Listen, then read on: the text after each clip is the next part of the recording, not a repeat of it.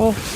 ทำงานอยู่ไทยจนได้ดีเนาะทุกคนเนาะได้อันนี้ร้านใหม่ของพี่สาวเนาะมื้อนี้ก็มาขึ้นร้านใหม่เนาะนี่แคมทางเลยเนาะทุกคนเนาะก่อนอื่นก็กราบสบายดีเนาะสวัสดีพ่อแม่พี่น้อง FC ทุกคนเนาะโอ้ยมาก็มาหอน มาก็มาหอนเนาะนี่อันนี้ปิดแคมทางเลยเนาะอันนี้ร้านเปิดร้านแบบเป็นร้านค้าอย่างนั้นทุกคนของพี่สาวแต่ว่าพี่สาวนะยังอยู่ฝั่งไทยแล้วเพิ่นสิมากับประมาณวันที่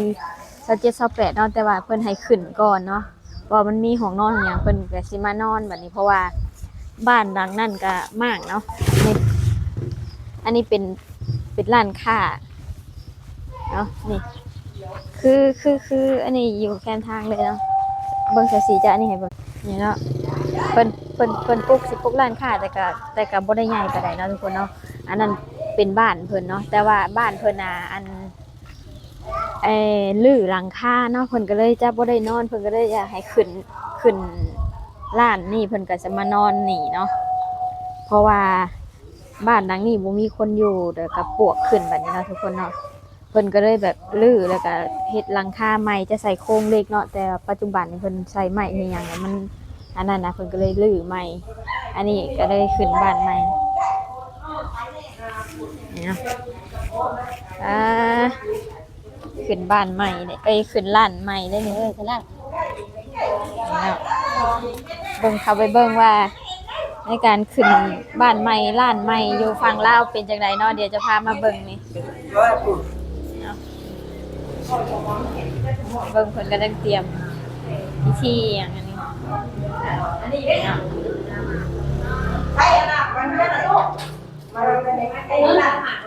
เพิ่นกำลังเฮ็ดคาของคาเข่านะ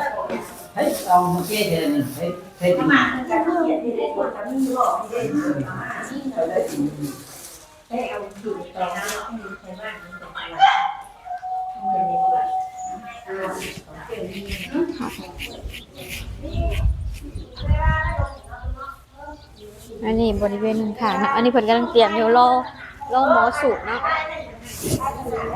รอหมอสูตรมาไม่ใช่คิดว่าเมื่อไม่ค่ะโอเคก็เดี๋ยวอย่าให้มือบานกล้องเด้อ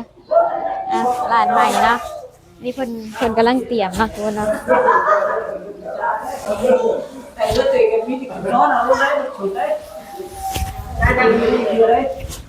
มานั่งที่นี่ก็ได้นะกล้ามานั่งที่นี่เลยมา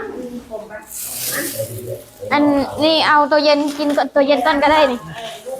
ตัวนั้นบ่ได้ม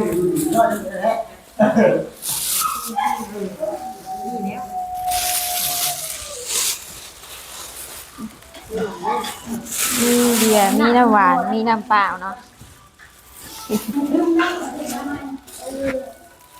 นี่คือคนมหันเนาะมหันคือไว้เลย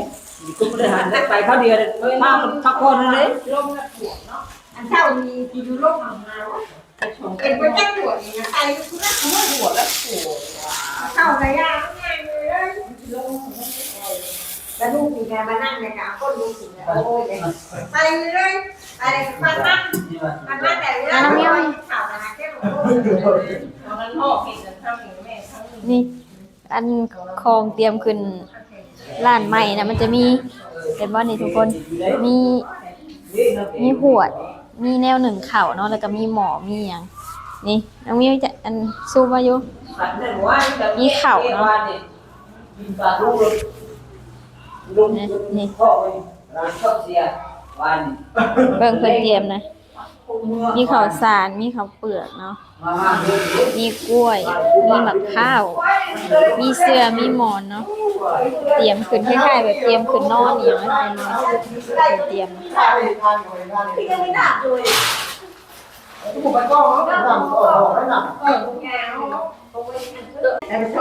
ลงที่เราบอกไก่ต้องอย่างนี้บอกคือใช้ว่าขาลงนี่เนาะเขาเจ้ามาซอยคือจะเอามอนเนาะเอามอนเอาเสื้อเอาอย่างมาซอยอันนี้กำลังเตรียมผ้าเข่าหน่อย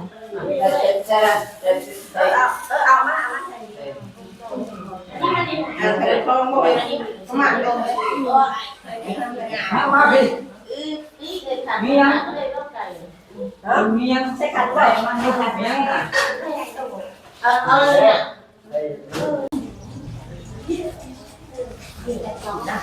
มีเอามาได้กันดิบว่าางแต่ง ใส่ได้มี ไม่ อะไร ได้ ได้ เข้าไปนี่เข้าไปหรือว่านั่งดีมากเนี่ยดูนะก็ทำเลย แล้วก็ร้องกันคนไหนหมดเห็นว่าอ่านนะไปหาเก็บก่อนแล้วบอกกันใส่ลงไปว่าต้องตัดก็ก็เห็นแม่นั่นก็เป็นก็ทำทิ้งบ้านอะไรทำได้อย่างนั้นเนาะไม่ดีอย่างแต่นี่บ่แต่เขาเอาได้ที่บ่ได้ที่ทำได้ใช่แต่ยากขึ้น กำลังเตรียมตอนนี้กำลังรอหมอสูตรเนาะเรียงไว้อันนี้ ก่อนนั้นกินได้ทุกวันรับกันถึงยากเลยอย่างนั้นเราไม่กินเลย มีแต่คนกันเองเนาะเพิ่นหามาเบิ่งอยู่หมอสูตรข้างนอกเพิ่นเฮ็ดนี่อีกเพิ่นเฮ็ดหยัง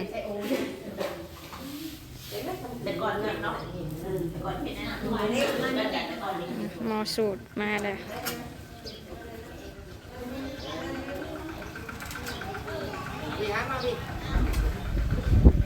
นี่เพิ่นกำลัง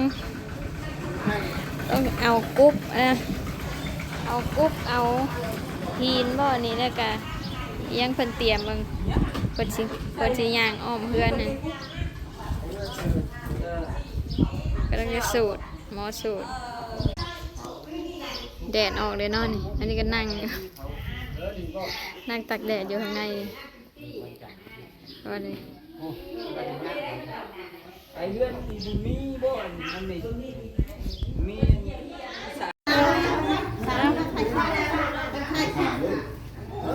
เตรียมอ้อมบ้านได้วันนี้เนาะหมอสูตรมาเลย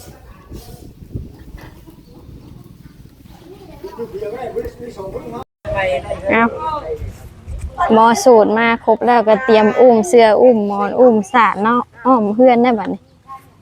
นี่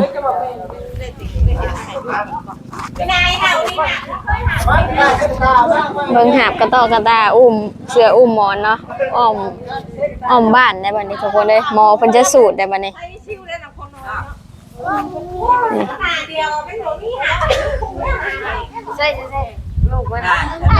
ทางนี้ทั้งอุ้มลูกเนาะอุ้มหมอนน้ำอุ้มลูกน้ำทางนี้เอาผิวเอามือมีแห้งมือติดเด็กตาเข้าไปแล้วก็เหี้ยนเลยค่ะ มาแล้วก็ตาให้แม่เพิ่นไปช่วยเยอะอ่ะ ใช่เอามาเราใช่เราใช้ใช้วันมา อุ้มหมอนเนาะ หนาแล้วบ่มันฆ่าแต่ไม่ได้ขนาดไม่ฆ่าแล้วแมวกับตาไปฆ่าแล้วผมอยู่ไปฆ่าแล้วว่าอยากดูดีมากเลยที่เขาได้อยากองค์การ ไม่คานมาหาทางนี้กัน เป็นได้ดอกมันต้องแฮร์หรอเพื่อนมันก็ทำแฮร์จ้าเอ้ยคนนั่งเอาลาไปก่อน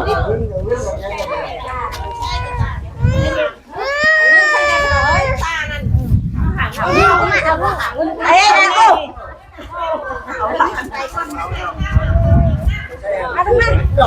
เป็นการจะหาบเนาะเลยเป็นหาบเงินหาบคำนี่เขาหาบติบเข่าโอ้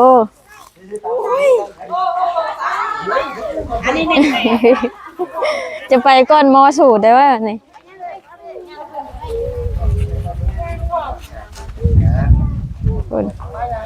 ต้องไปตามรังมอสูตรได้นี่เนาะมอสูตรคนก็นั่งสูตรอยู่มาลกเจาะลกเจาะคนพุทธิเจาะพุทธิปัญญาชนพุทธิสักโลมะสาธุสาธุโอ้เจ้าพระพุทธิมาทามาลกเจาะลกเจาะคนพุทธิเจาะพุทธิปัญญาชนพุทธิสักโลมะสาธุสาธุโอเคก็มาทีมาทามาลกเจาะลกเจาะคนพุทธิเจาะพุทธิปัญญาชนพุทธิสักโลมะพอเราไปเอาอันนี้นั่นก็รีบเลย มอสูตรลืมอย่างเนาะมอสูตรลืมของแล้ว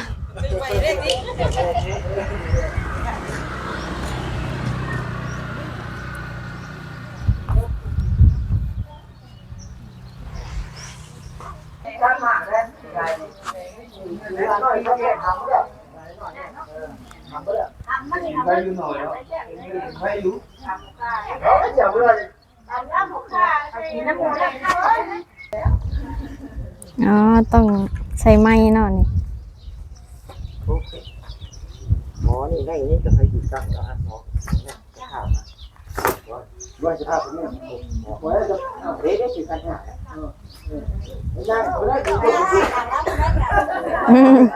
เบิ่งต้องย่างตามไว้นี่เนาะประเพณีแบบเดียวกันว่าก็ฟังไทยเอาเบิ่งเอาเนาะ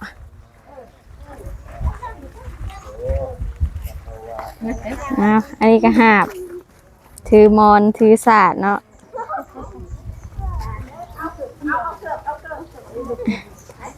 ต้องย่างอ้อมบ้านแบบนี้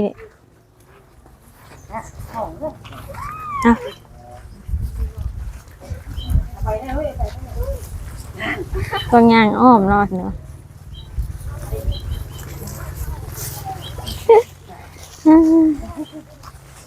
บอกเพิ่งกระสูดไปน้ำย่างไปน้ำเนาะป้าเล่นฉันตรวจไปบัดเดียวโอ้อันนี้ก็จะลุงลังเนี่ยในหนึ่งเนาะหลังบ้าน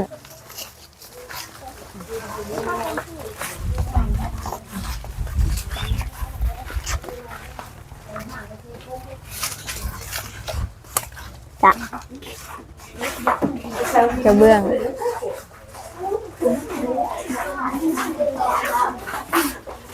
อันนี้จะหอบนี่3 หอบ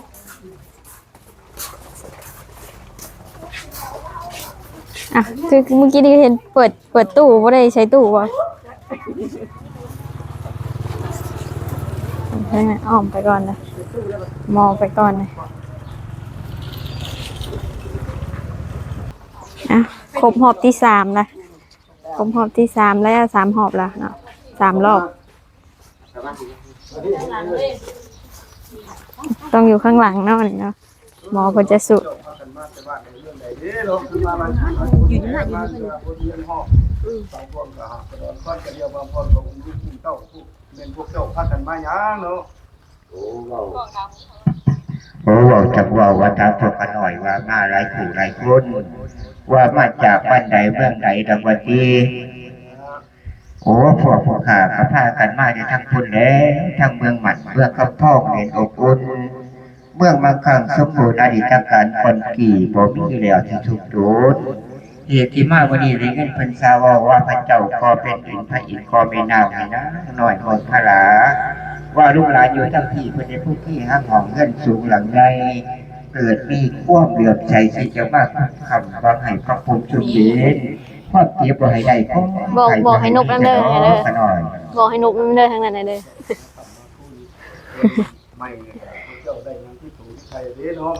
โอ้ว่าเรื่องของรับของดีอยู่ได้ยามนี่ก็เจ็บทักขาดทักคอดมาคนใดกันหน่อยทั้งหาบทั้งคอนทั้งปุ่มบอลเนี่ยลูกพ่อมองลูกตัวได้มานำพ่อเนาะพวกลูกผ้าผ่าสองดาวได้มานำพ่อกุ๊บสองผ้าสองดาวพวกผู้ขาก็ได้มาน้ำเนี่ยลูกพ่อมองลูกตัวนี้ได้มานำพ่อลูกพ่อมองลูกเฮ้ลูกพ่อมองลูกตัวผู้ขาก็ได้มาน้ำได้มานำอยู่บ่ว่าเพิ่นผ่าชิ้นไหมเพว่าก็ได้มานำมีหอดผ่าไม้เงินไม้คำพอกพันว่าเย้ายืนปูหลาดพื้นเธอถ้าหอดเอาคอดพุ่นแล้วก็หน่อยแล้วเขาเรายาปลาปีเด้ของนั้นได้มานำอยู่บ่เขาเรายาปลาปีของนั้นพวกผู้ขาก็ได้มาน้ำขามาใช่เด้ได้มานำอยู่บ่โอ้คอยขามาใช่พวกผู้ขามีคนหนึ่งนั่งถามคนทางนี้ก็ตอบเนาะหมอเพิ่นคนหนึ่งถามคนหนึ่งตอบเจ้าบ่นอนอันนี้ของนั้นก็ได้มานำอยู่บ่โอ้ยว่าเรื่องพยาธิโรคหายไข้ต่างๆเป็นบ่ได้เอามานำแล้วเอามาแต่เนี่ยมันจุกมันดีมันขับมันคุ้นแล้วมาจูเฮือนหลังนี้ก็หน่อยคำว่ามีแต่เรื่องดีๆซั่นเนาะเอ้าก็จะมาขับมาพูดเรื่องหลังนี้ดีก็ลองเราเรื่องหลังนี้มาสู่ฟังมือก่อนนะเพิ่นจะสูตรได้บ่หมายความว่าจะให้พวกขน้อยเราคือเฮือนชาติว่าเฮือนผู้นี้เป็นผู้จากเฮือนใดผู้ใดเป็นผู้แทนแต่ว่าที่ฟังเด้อผู้ขาสิเว้าให้ฟังเฮือนหลังนี้เสาต้นที่1นั่นสิว่าพิพังคมงามๆเสาต้นที่2นั่นสิว่าน้ำดำทมต้นที่3นั่นสิว่าสมพระนครเสาต้นที่4นั่นสิว่าท้าวขวัญเมือง เสาต้นที่5นั่นชื่อว่าเฮือนพระราหุลเสาต้นที่6นั่นชื่อว่าขุนพระถ้ำเสาต้นที่7นั่นชื่อว่าบังพุยไผ่เสาต้นที่8เรียกว่าชัยมงคลเสาต้นที่9นั่นชื่อว่าตั้งใจหมั่นบันไดชื่อว่าเฒ่าคงคางโตชื่อว่าเฒ่าองอาจเป็นกาดนั่นชื่อว่าเฒ่าบุญยินภาษีนั่นชื่อว่าเฒ่าชัดซื่อสียั่วคือนั่นชื่อว่าเฒ่าคำแข็งไม่ละแนกนั่นชื่อว่าเฒ่าพระไมองค์ไก่นางชีวาเท่าบุญเยี่ยมเพื่อนคู่เนี่ยเป็นเท่าบุญคงอันผ่านลุ่มนางชีวานั่งทุกเขาก้อนเสานางชีวานั่งคำสู้ประตูหน้าตามชีวาลูกทอเขาอุมาเขาชีวาเท่าบุญนะหลังคานางชีวาเท่าว่าบุญเราตรงก็แล้วนะดีองตรงคือเท่าบุญมันขยืนนอนกลางคืนในมือเจ้าพันดีมีโชนอนกลางวิทย์ก็บ่มีโรคฆ่ามาเบียดเบียนนี่แหละท่านก็ว่าเฮือนนี้พวกตุ๊กแกเฮือนพญาเทเดินมาให้กันโน่นผู้ใดได้ขึ้นอยู่เฮือนหลังนี้กับคำพูดมีมังทราบมาอังเจ็บถุนก็เปลือกพ้นเก็บเราเรียกลูกเต้าให้อยู่ทรงกินยินพ่อก็บ่เห็นวิทย์ก็บ่มากไกลมีเพียใดกับใดมีเพียดีกับดีนี่แหละคนว่าเฮือนเสียดผีเงินข้ามเก่ากับคมเพื่อนโยชูกินหินเป็นพลจิตของเก่ารับทรงวัฒนาองค์ตุกพุทธโลกในห้องจะน่าลุกแค่น้อขั้นว่าเจ้าต้องลงท่องข้ามบาลันคาบุญหลายจิตคอยพ่อบุญหน่อยก็คอยเห็นนะก็หน่อยเฮ้ยรักดีได้จะโน่นได้มานำนี่ก็ได้เนาะก็ว่าเชิญเชิญขึ้นมาขึ้นขึ้น แม่เชิญขึ้นบ้าน เชิญขึ้นได้วันนี้แล้วได้สิเจ้าแล้วเลยเด้อนี่พ่อแม่พี่น้องเนาะกำลังจะขึ้นพอให้จะขึ้นบ้านนะ เงินคำไหลขอให้มีความสุขดูยินปันหน้าบ่ให้มีขอให้มีความสุขขอให้มีความสุขดูยินปันหน้าร้านก่อสร้างนพราชเฮือนหินขอให้เงินคำไหลหลังมากคือน้ำขอให้เงินคำไหลร้านก่อสร้างนพราชเฮือนหินขอให้ถือโซ่ขายผาดม่านจังคายร้านก่อสร้างนพราชเฮือนหิน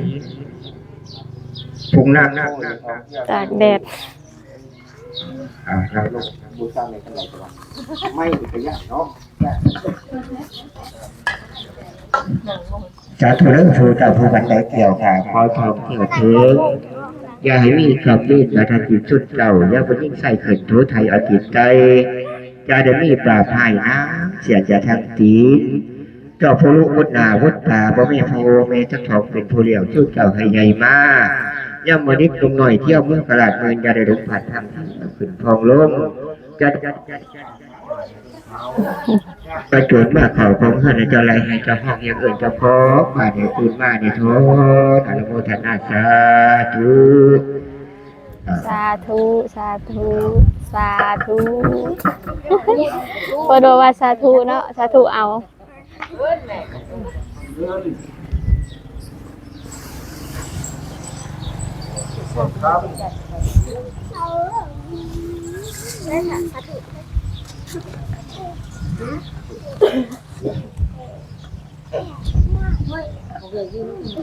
สมมติจะเหมือนเดิมเหยียบคันเดินเอาไหมเงินหมื่นแผ่นมาห้องยับขึ้นมาเหยียบคันสองเงินแสนแลนมาเข่าผู้สิล่มก็สิล่มเนาะผู้ย่างเซ่นี่สร้างมาเต่ามาโฮมงับมาเหยียบคันซีชาตีชาสาแรงมาช่วยเหยียบปัญหาเจ็บป่วยไข้เลือดหนึ่งโบมีเหยียบขันโฮให้ได้เป็นเศรษฐีมีเงินโกดเหยียบจัดเกณฑ์ให้พูดพัฒนาเหยียบขันแปดให้เป็นพญาโวยหนาโม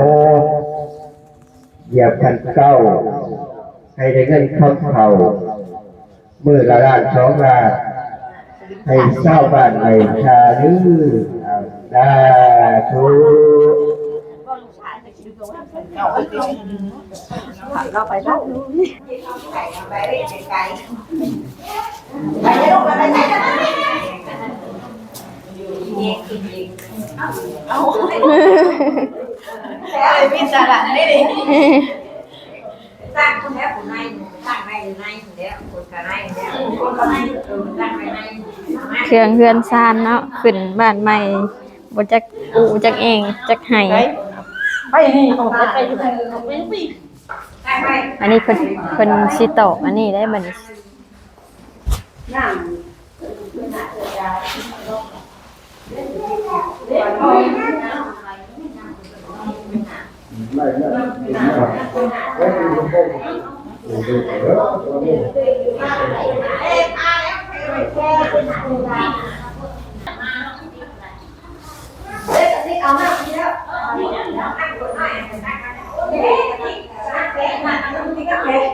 วันนี้เป็นอะไรที่ย้อนนักแต่ในนี้ที่คือทางหน้าเอาว่าตัวนี้วันงานไม่การทางหูในถุงเงินถุงคำเนาะแล้วกับโมเดลสัมภาระตัวสมาสมุทรการจะก็เขาว่าตัวหาตัวสมาสมุทรการโมเดลสัมตัวสมาสมุทรการการดูการดูต่อเป็นแล้วก็ในมือห้องก็เป็นขอเดินในใช่ไหมจำมาโน้มแบบนั้นเจียงดังไปช่วยที่พ่อให้ไปไอ้ได้หันหน้าออกดูให้เราออกแล้วเจ้าคิวในนี้เจ้าคิวที่มาให้ได้นำของทำปีละลงมาต่อไปน้องเพื่อนน้องทางจากมาอังกฤษทุนเขาบอกพูดเกี่ยวกับเรื่องลูกเต้าให้อยู่ชุมยิงจนพ่อเขาเห็นวิ่งของเราไก่นี่จะได้กับไก่นี่จะดีกับดีเราคิวให้เป็นดีกับที่ไหนนี่นั่งให้เมื่อไหร่เราขอทำปีละจับลงนะต่อไปสามตัวเล่นบางวันไหนทำอะไรพอเช็ดเกี่ยวเว้นมีพ่อพ่อต่อชมใส่ได้พอท่านจิตใจนั่นหรือพอเมินให้ใครได้หรือไม่นี่ให้ได้เนี่ยนะมาทำเกี่ยวกับเรื่องสามพันเนี่ยมาโฮมได้ใช้ถูกความขอแล้วขอให้ถูกความเรื่องของเป็นตัวที่เป็นตัวที่น่าใครได้แล้วขอความติดต่อให้มีความฝันอยู่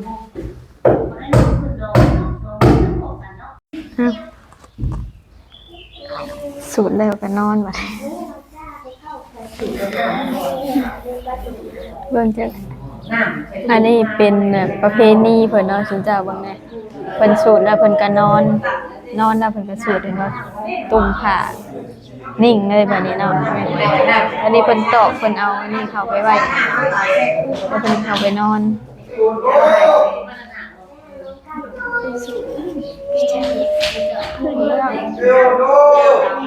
ก็เอิ้นกันเนาะ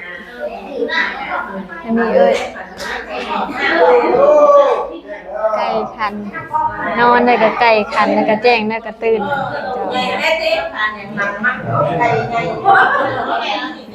ตื่นประเพณีแบบนี้นะยังไง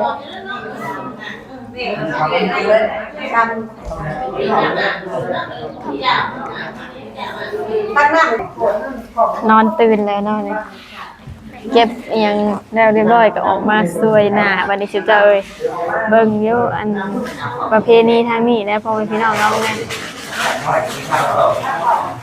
เพิ่นก็สวยหน้าคือหยังเพิ่นก็สิออกมาสูตรแล้วบัดนี้